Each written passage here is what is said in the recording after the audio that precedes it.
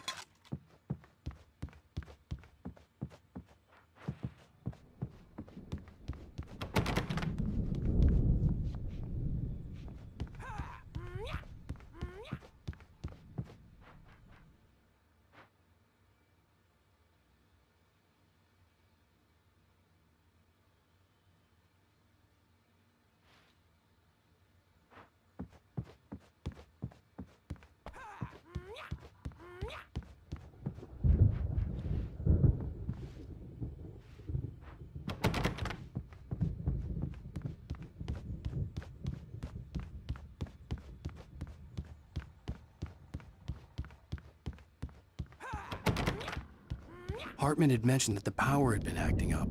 Maybe that was the reason for the generator and the work light on the balcony. The generator hadn't been activated, and there was no key.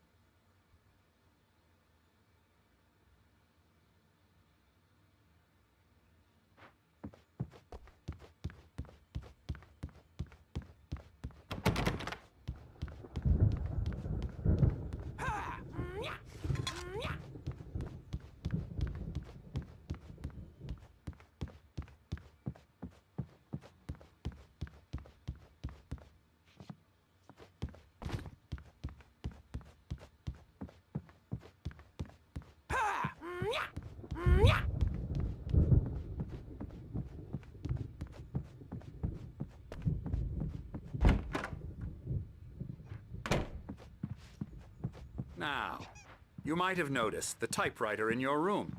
You've been writing as a part of the therapy. As soon as you feel up to it, you should continue.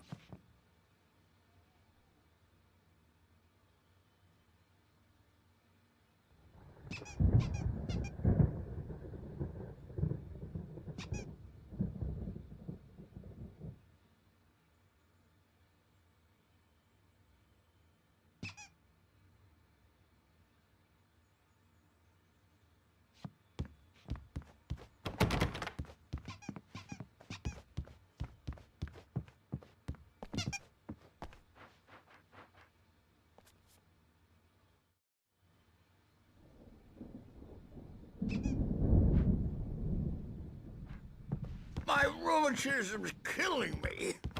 There's a storm coming. Oh, what a storm. I hope it wipes this place off the face of the earth. And these two are the Anderson brothers, Odin and Thor. They had a, how should I put this, a heavy metal band in the 70s and 80s called Old Gods of Asgard. They even adopted new first names to complete the image of Viking gods. After the band broke up, they lived on a farm nearby. They are, well, in advanced stages of dementia. They're well cared for, TLC and all that. There's nothing more that can be done. I'm afraid that the rock and roll lifestyle has left its mark. Oh, that won't do. I'm so sorry to cut this short for now, Alan. The power has been acting up.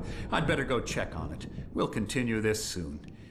Meanwhile, when you feel up to it, return to your room and try to write. It really is for the best.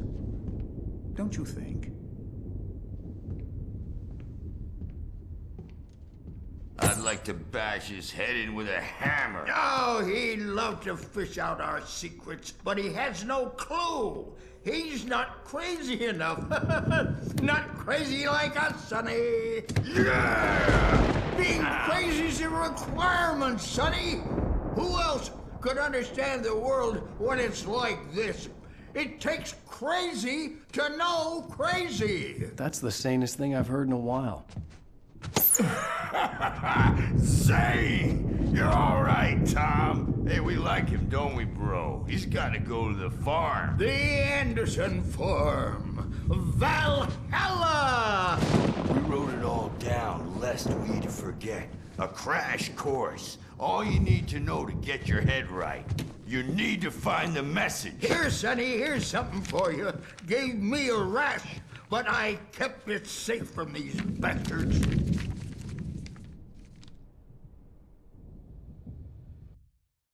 Zane could feel the poems, taking form, shaping things. As he experimented, he imagined he could almost feel the power surging through the keys of the typewriter. It exhilarated him. But there was fear, too. If not for his young assistant Emil, he would have given it up. But Emil convinced him otherwise. He, too, had a way with words. My head was clearing up, or according to Hartman, I was sinking back into the fantasy. I was convinced he was lying to me about everything. Crazy or not, the Andersons made more sense. Bad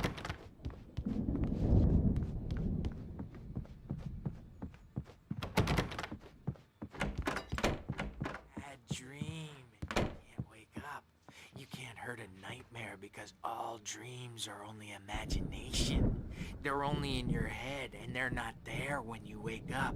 So you can't wake up because I'm in charge now, and I don't want to disappear. My nightmare is the publisher people who want to make a contribution so they can say they made a contribution. And then we end up with mullets in there because they think mullets are funny, but it wasn't supposed to be about mullets, and now it's about mullets. And when it's in slow motion, they call it mullet time because the numbers came back from marketing that mullet time is the hook we needed to go big in the target demographic. And they're not even kidding. They say it all like serial killers with straight faces and smiles. My nightmare is the writers who want to make everything from the characters to the toasters talk all the time and express their feelings so they won't shut up. And the writers won't shut up either because they have feelings too. And I have to listen to them because they're not scared of me. And everyone should just shut up. Shut up. Shut up. But I don't see nightmares anymore because I'm too scary for them. I take 2 pills every morning and 1 with every meal and 4 when I go to bed. And that makes me the scariest nightmare of all.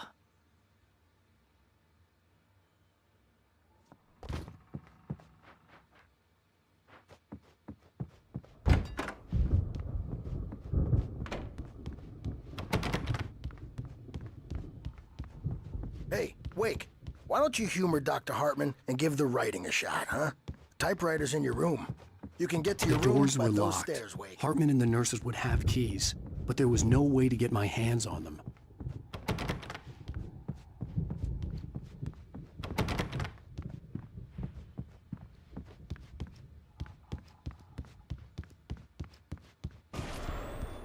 Something's wrong. I'm not myself. It's hard to think that there's a shadow inside my head. I can only focus on writing. Everything else is a blur. I'm trapped in this cabin. Have been for days, but it's always dark outside. My editor is real. I saw her again. She's not human. It's not human. A dark presence is wearing the old woman's face. She was covered in clinging shadows. There's a hole in her chest where her heart should be. I think I've made a horrible mistake. I don't think I'm any closer to saving Alice. It's been lying to me, using me to get the story it wants, and the story will come true.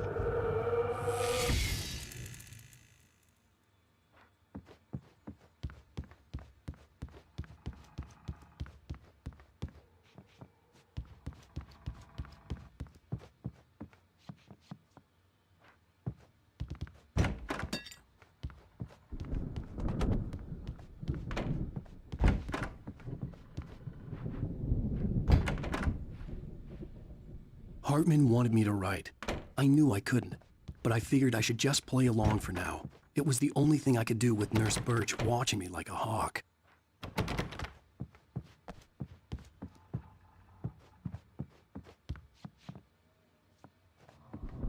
The white glare of the blank page in front of me hurt my eyes. My hands began to shake uncontrollably.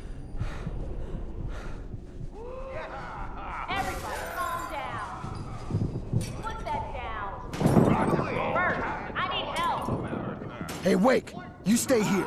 I'm gonna go see what's up. You just keep doing what you're doing. Be cool, okay?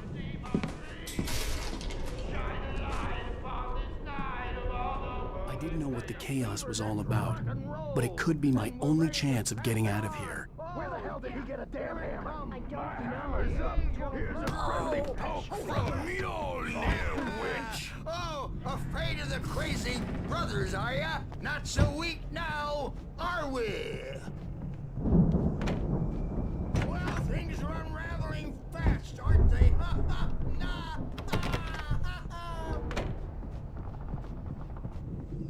It's my storm. I'm taking it. Hartman kept talking, giving Barry the grand tour, clearly proud of the place. He went on and on about his hunting trophies, and Barry was impressed. But he was here on business. He raised his voice, cut through the monologue. Hey, Hartman, where's Al? Hartman stopped in mid-sentence, annoyed at the interruption. He nodded at the hulking orderly standing nearby. The man smiled and clapped a practiced hand on Barry's shoulder. We're on a comeback tour, baby!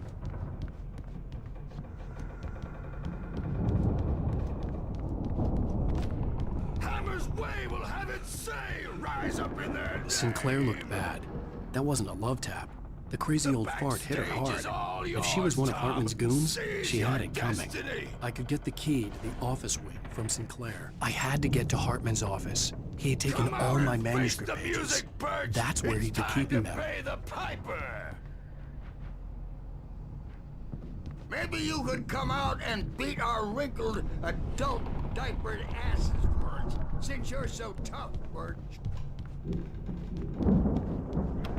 were on the road, man. You think we haven't seen punks like you before? Mortal name.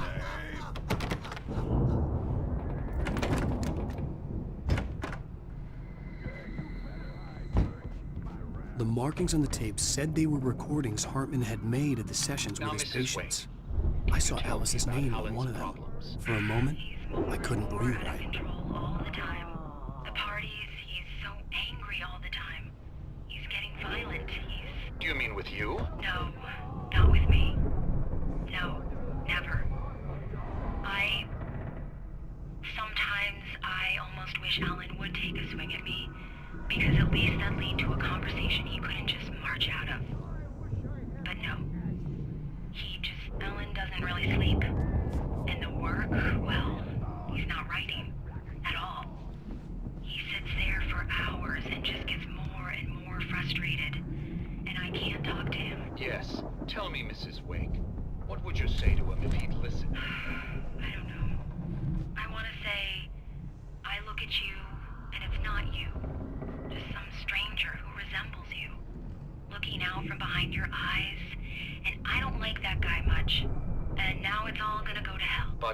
You don't ever say this. No. I've tried, but he's not listening. He's too deep in his own problems, always going on about something else. I'm so afraid I'm gonna lose him, and we're not even talking anymore. He doesn't let me in anymore. He just keeps me in the dark. I'm so alone here, even when he's home. Please help me, Doctor, because I'm at my wit's end. Well, if you can just get him here, I'll absolutely do my very best. Yeah, but Doctor, you need to be careful with him. He's not just going to listen to you and cooperate. He's the most stubborn man I've ever met. Well, I'll be sure to bear that in mind. Hearing her voice, what she was saying made me happy and sick and guilty all at once. Worst of all, I recognized the words. The phone call from her. It had been a cut-up of this. Just a recording.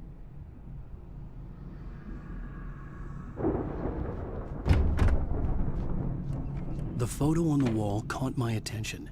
In it, the clinic staff was standing outside the lodge. I knew the man next to Hartman. He was the kidnapper. Hartman had been playing me all along. Get out of here! Hartman, do you hear me?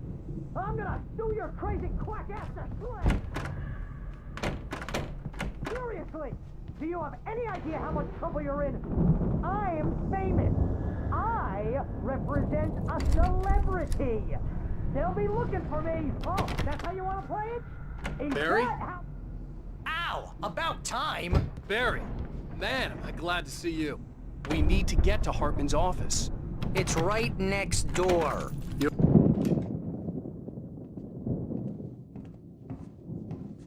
These were all the pages I had on me. And more.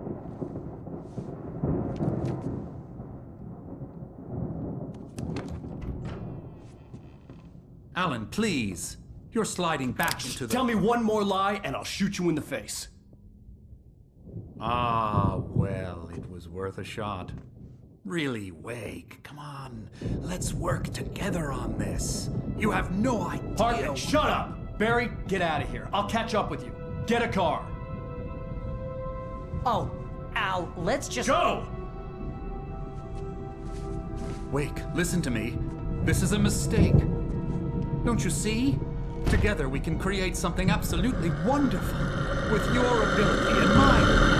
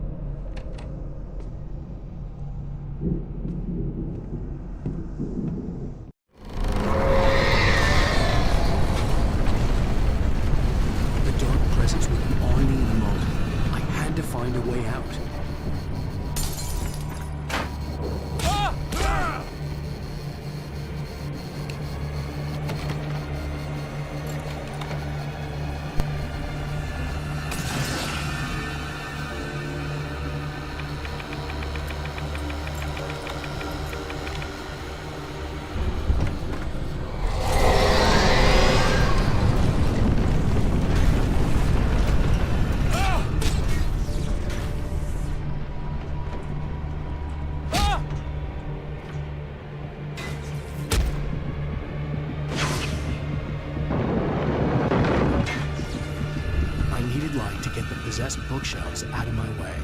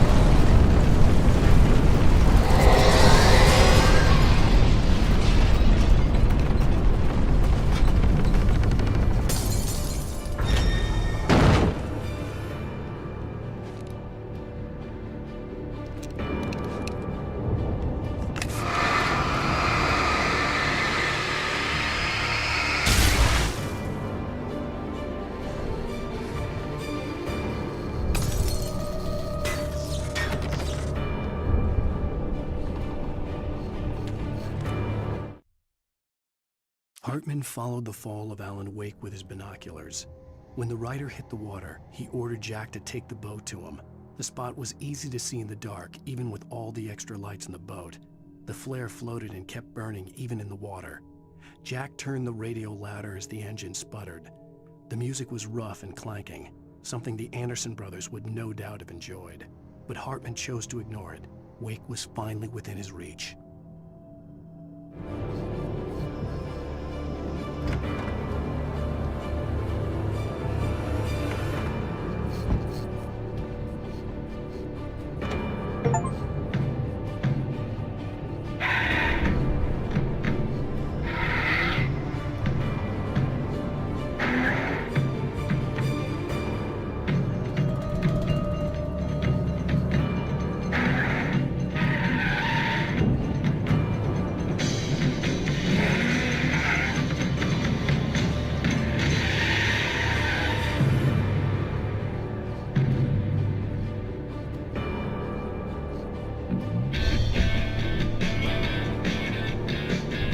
Want access to thousands of applications? Verizon Wireless has you covered. Check out the latest games. Discover new music and old favorites. Social networking, sports scores, news. It's all at your fingertips. No matter what you're into, Verizon Wireless can satisfy your never-ending appetite for apps. Check out VCast apps and load up your phone.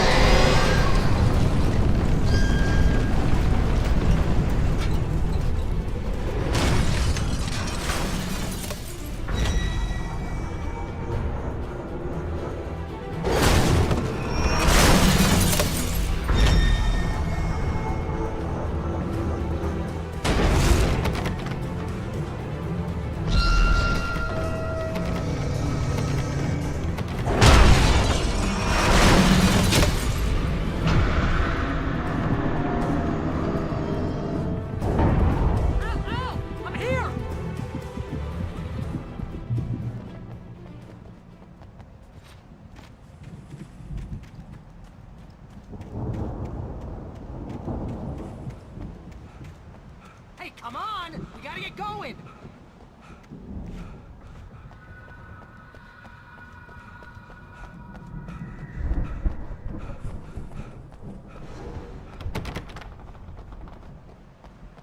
Al! I'm over here!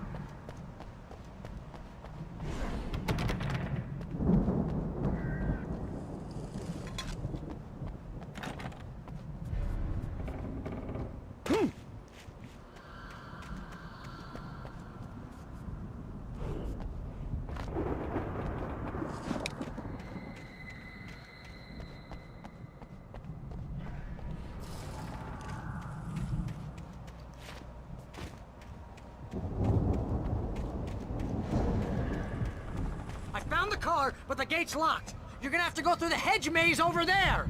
Barry, I don't have a light. Take this, Al. Oh, God! Look at the house, Al! Look out!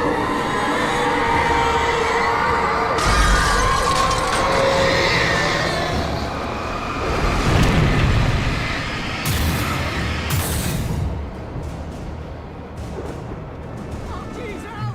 The house looks bad! Let's get out of here!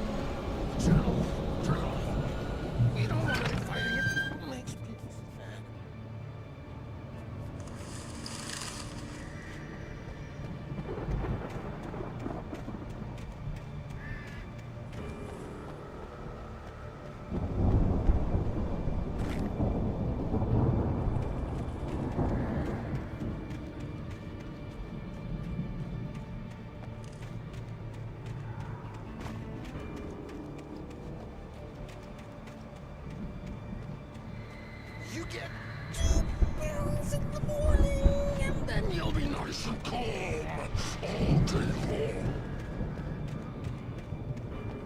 long. You get 3 days easy. And then you sleep like a baby.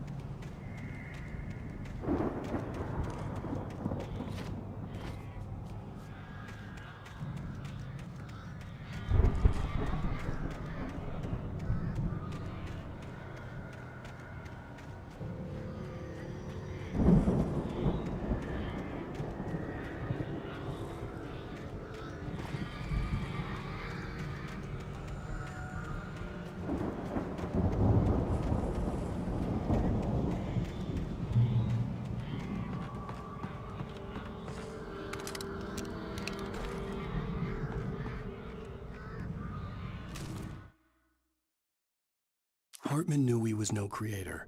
He had no ambitions on that front, and he certainly didn't want to end up like every artist he had worked with here, damaged in ways that were hard to describe, or worse. It was enough for Hartman to maintain creative control and provide direction, to be a producer. That was what most of these people were in need of anyway. Of course, suitable subjects were few and far in between. I stared at the Viking paraphernalia that littered the area, surrounding an unlikely centerpiece. A full-size stage complete with an impressive sound system with all the trimmings, including a dragon. It took a special kind of crazy to build something like this in a remote field. When the sky split open with a deafening boom and the music started blasting, it felt strangely appropriate. Mott knew that Wake was smarter than him. Wake had more money, a beautiful wife, everything. And Hartman said Wake was important. That made him better than Mott. But Mott was calling the shots now. He'd expected Wake to whimper and grovel, but instead, he seemed willing to fight. Mott knew he'd gotten under Wake's skin. If only Mott actually had his wife. The thought made him shiver. Hartman wasn't happy. Mott could see it in his eyes. He quickly lowered his own. He had made a mess of it, and he knew it. The shame of failure was hard to bear. He hadn't expected Wake to say he needed more time, and he blurted out 2 days, less than Wake had asked for to show him who was in charge. But that wasn't part of Hartman's plan. Hartman hurried down the corridor. He had disliked leaving Wake when he was surely at his most susceptible to therapy. But this was not an ordinary storm. Wake had been writing, and he had woken something up in the depths of the lake. Now, it was coming for him. Hartman had naturally prepared for a situation like this, The idiot brothers would keep Wake distracted while Hartman double-checked everything, just to be sure.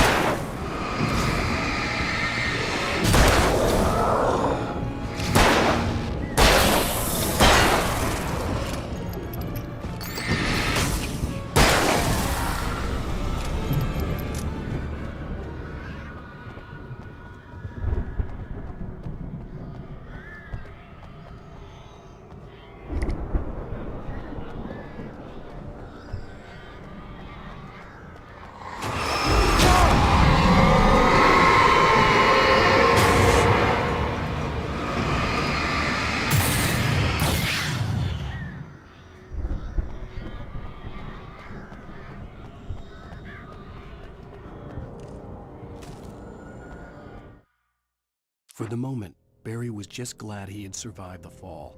He had been separated from Al, and there was no easy way to climb back up.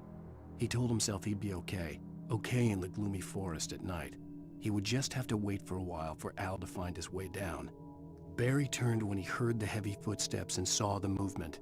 The man-shaped shadow lunged at him from the bushes, an axe held high. Barry screamed and threw up his hand. The world exploded.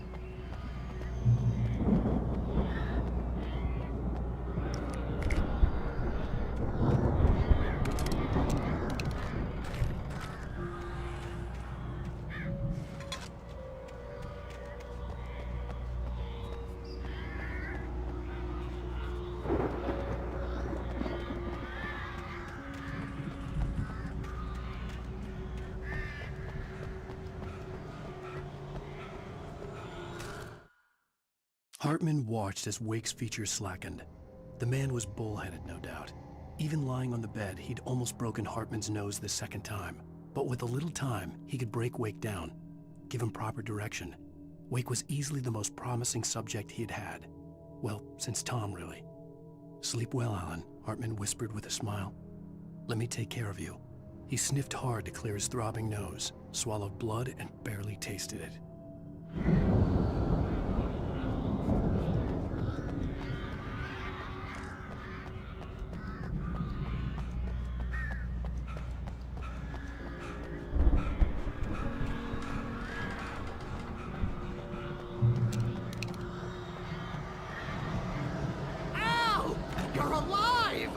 Let's get out of here. Can you open this gate? Maybe. Barry! Well, I slammed it shut when the nasty showed up, and the key fits kind of loose in the lock, so, Barry! I'll find it! Don't worry about it!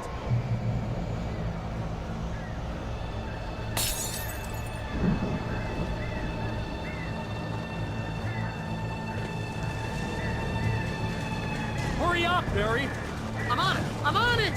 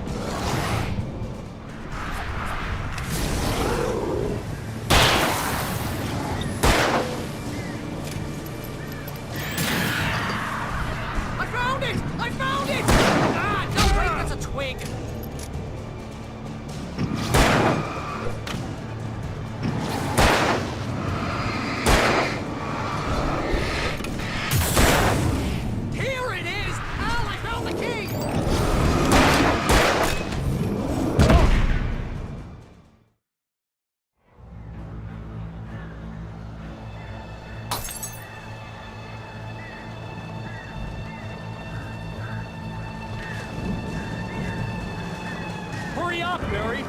I'm on it! I'm on it!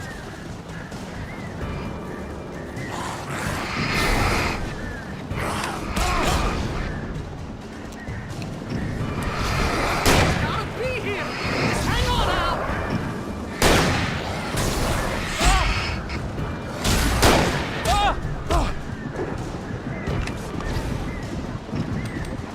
Oh, hey! Found a corner!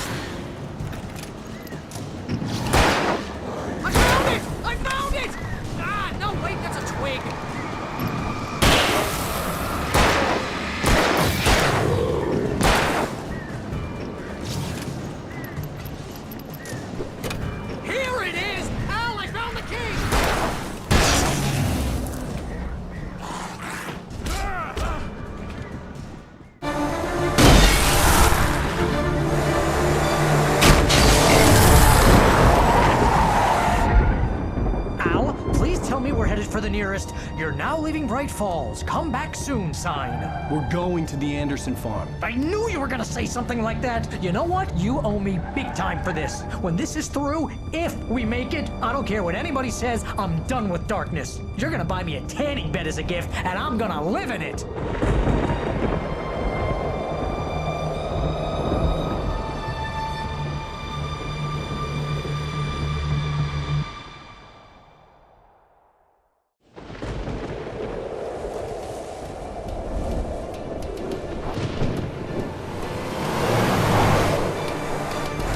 Crazy, but that's fine, Barry. Oh, you got that right, Al. You're barking mad. You are by far the craziest— But maybe that's inevitable when you deal with crazy stuff like this. It helps.